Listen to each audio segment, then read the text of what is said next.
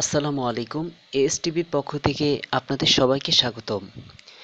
জিন তাড়ানোর নামে ফাঁদে ফেলে পর্ন ভিডিও ধারণ, আটক আহসান হাবীব পিয়াল।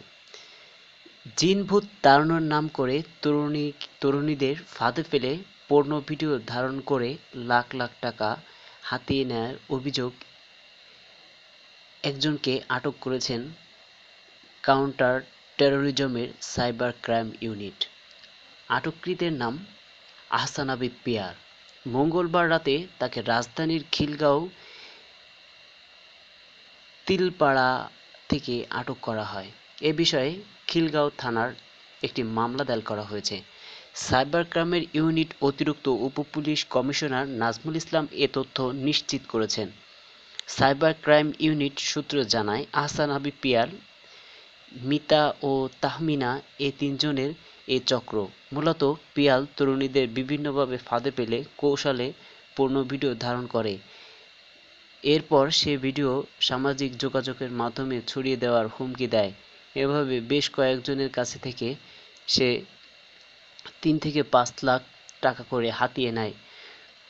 ভুক্তভোগী তরুণীরা এ বিষয়ে অভিযোগ করে অনুসন্ধান শুরু করা হয়। এক পর্যায়ে খিলগাঁও তিলপাপাড়া থেকে পিয়ারকে গ্রেফতার করা হয়। তাহমিনা ও মিতা পলাতক রয়েছে। গ্রেপ্তারের সময় পিয়ারের কাছ থেকে কম্পিউটার, মোবাইলে জব্দ করা হয়। জব্দকৃত মোবাইল এবং কম্পিউটার থেকে ভুক্তভোগীদের তরুণীদের ওই সকল ভিডিও পাওয়া যায়। এছাড়াও পিয়ার ইউটিউবে এএসপি নামে একটি টিভি চ্যানেল চালু করেন, নিজের সাংবাদিকতা পরিচয় দিত। এখন সে ইসলামিক নানা প্রচারণা চালাতো, পাশাপাশি তরুণীদের জিন ভূত তাড়ানোর নাম করে ভিডিও ধারণ করত। নাজমুল ইসলাম জানান, আহসান হাবীব বড় ধরনের একজন প্রতারক। সে ইসলামের লেবাস পরে জিন ভূত তাড়ানোর নাম করে রোগীদের ফাঁদে ফেলত। এরপর কৌশল আপত্তিকর ভিডিও ধারণ করত।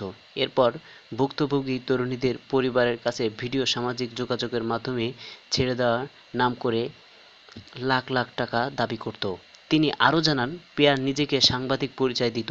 সাংবাদিক পরিচয় দিয়েও অনেক তরুণীর সঙ্গে সম্পর্ক গড়ে উঠেছে।